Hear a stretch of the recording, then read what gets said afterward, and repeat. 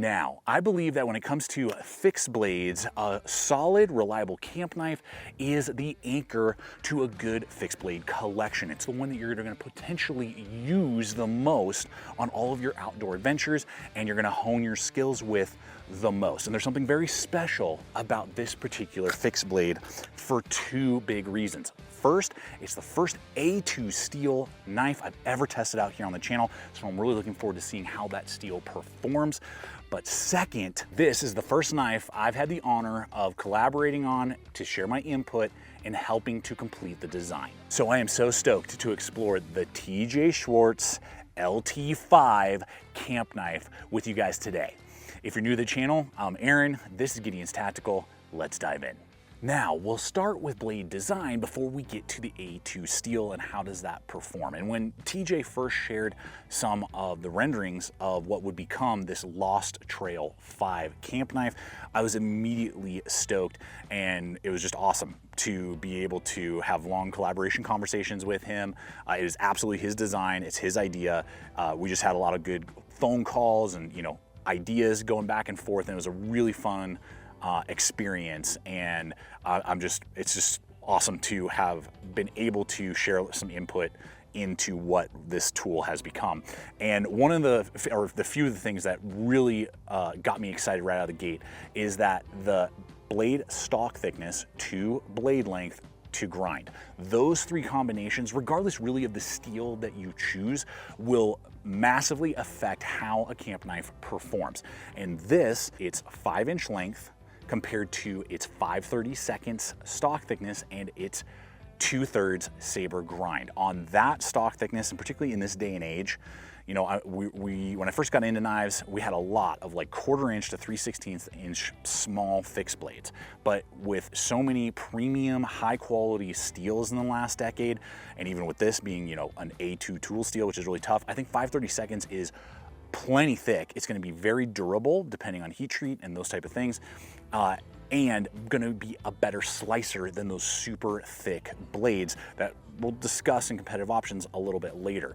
And with that combination of a saber grind at that, I think for a camp knife, like between 4.5 and 5.5 inches is like the sweet spot. It means you're getting an excellent level of performance. This has really good edge geometry on it. And in fact, when I handed it off to my brother, he had never used it before. Here it was his reaction. It feels exactly like this. Say that louder. I don't know if I've ever used a knife that feels like this. It's crazy. I mean, it's like, it's obviously super big and fat, but you're talking about like the blade, which is broad. I like. You're talking about the blade is broad. Yes, the blade is very broad, but it feels, it feels like this, like curving, nasty. The sweep of the blade is working with your body and your like arm sweep and accelerating the cut. Yeah. I don't know. It almost feels like I'm just like cranking up to, like when it comes back, I'm just like winding up to destroy something. Oh, nice. It feels, I don't know, it feels awesome. I don't know how to describe it really. I'm just kind of figuring it out, but I've never felt that with, I think, any blade ever. Wow. There you go. That's pretty sweet. I like this. This, if you can't find this later, it's not at my house. And so even though it's not a trailing point, when it's in your hand, it kind of feels like that almost.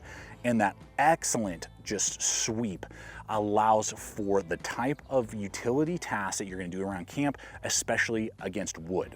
Regardless if it's feather sticking, spear point making, cutting cordage because you're hanging something up, you're practicing your triggers and your traps, doing whatever you're doing, this is going to accelerate through material and going to remove everything that you're going to come in contact with, and you're not gonna have to put a lot of effort and energy behind your push, behind your cut, which is what you're looking for. Now, even though this is Cerakoted because of the A2 steel, it has a 90-degree spine that is very sharp. So it's excellent for scraping, excellent for throwing sparks. This has not been tumbled. A lot of 90-degree knives, they're 90, but then they get tumbled and then you lose some of that sharpness. This has a great, nice, sharp edge on the back spine, and then a very gradual drop right there. So you're not gonna get ricochets when you are batoning. You know, a lot of knives that have a more aggressive drop, your strike ricochets off and not all of your energy goes down in through the wood, and anything basically you can span, I found that you can easily split apart with this tool. Now onto A2 steel, which I've always heard about but never used. And A2 is in the carbon family, so that's why the Cerakote is on there. So it is prone to rust. If you're in a high humid environment, you're gonna have to keep an eye on the edge so you don't get, you know, rust particles and, you know, staining and that type of stuff. And you may just get some staining. That's just the way carbon steels are. Now usually, because A2 is known to be very tough, tough steels tend to not have excellent edge retention.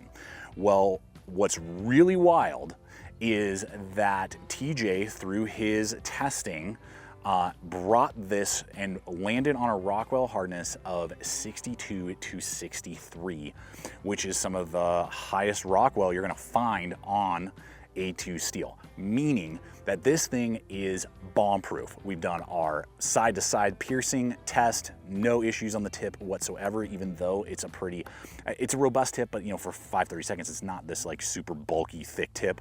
A Becker BK2 is gonna have a much broader tip. And then all sorts of batoning, all sorts of just pounding, just being ridiculous with this tool.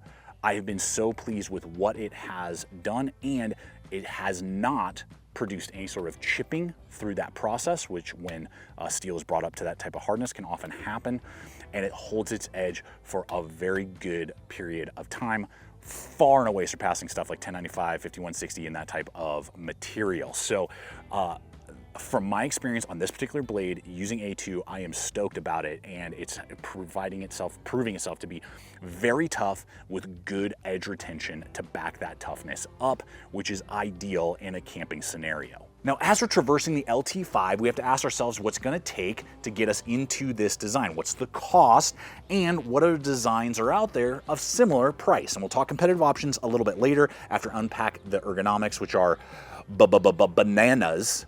But if you're looking at what it's going to take to get you into this design, I know for TJ it was important to try and hit a price point that was more accessible to more people, and I appreciate that. And so it's not part of the knife builder where you can't customize like a ton of stuff. It's pretty straightforward, like cut and dry, like pick 1 or 2 color combinations and that's kind of your options.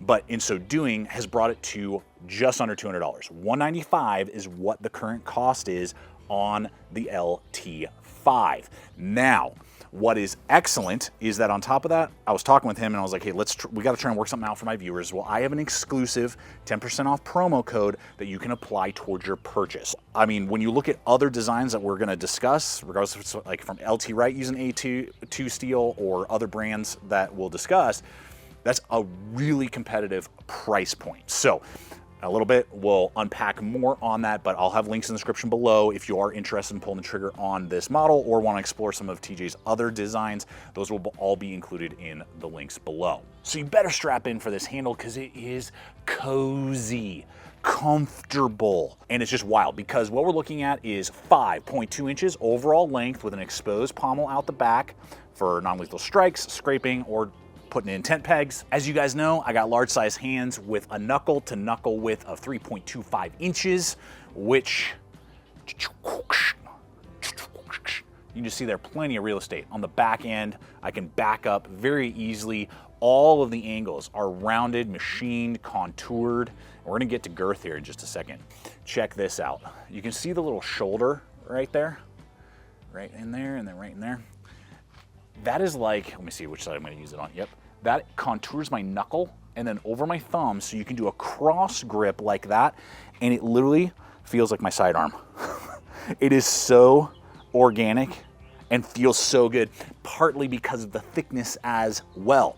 This is gonna have a maximum thickness that basically does not taper, which is awesome. The whole width of 0.9. And then the height here, say like right around that center bolt, which is recessed and you're not gonna even feel it there, is 1 inch. So I mean, we have a massively full, girthy, rounded handle. It's got some ribbing, but it's not sharp or aggressive. I can easily get a reverse grip right there, boom, do a chest lever grip, no problem. So woods crafting, but also just general hammer grip, either in reverse grip for stabbing or in your normal hammer, ice pick grip, whatever you want to call it. You're going to feel good and very confident in the grip. Now, here's the best part. TJ decided to go with Richlite. That is what the handle material is.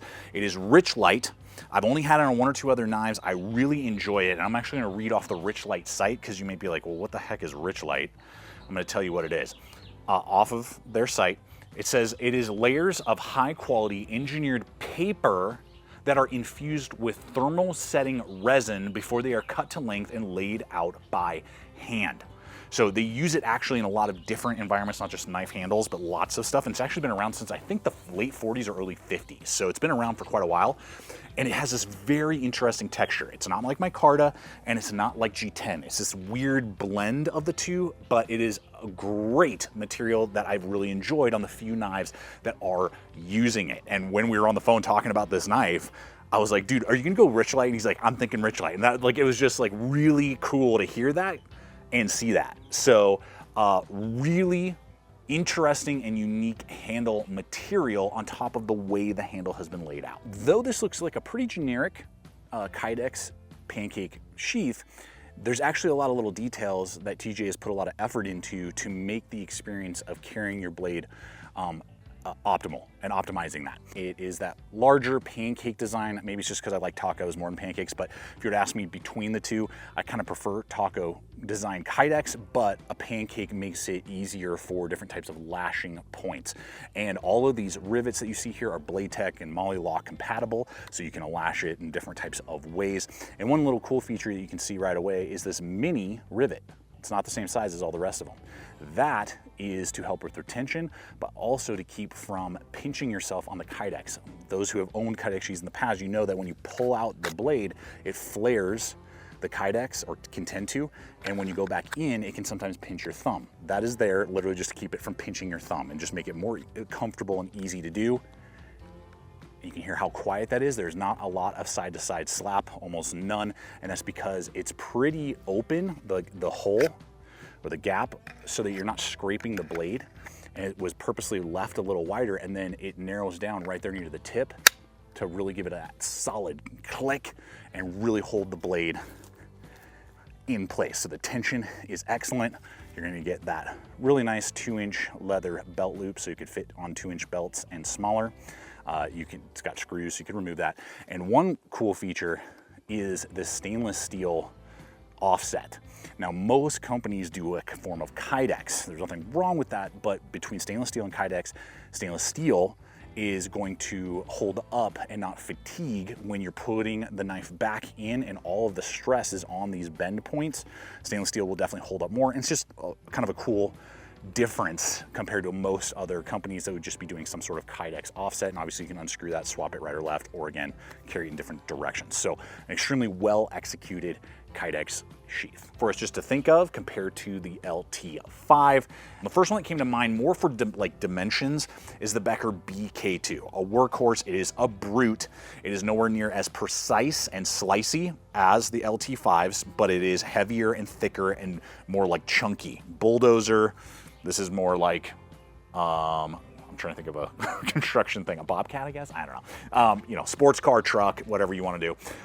But for the base model, you can pay like $105, but comes with not the best sheath and with slick handle scales. So if you want to get micarta handle scales and a decent Kydex sheath, customizable, so it's running like the LT5 is, I just went to Amazon really quick and just built one out for us just so we could see the cost. $205, and that's with Kydex sheath, the generic Becker aftermarket micarta, and the knife itself. So, I mean, at the same cost, and if you're gonna ask me, do you want 1095 or the A2 that's on this particular LT5, the A2 all day long.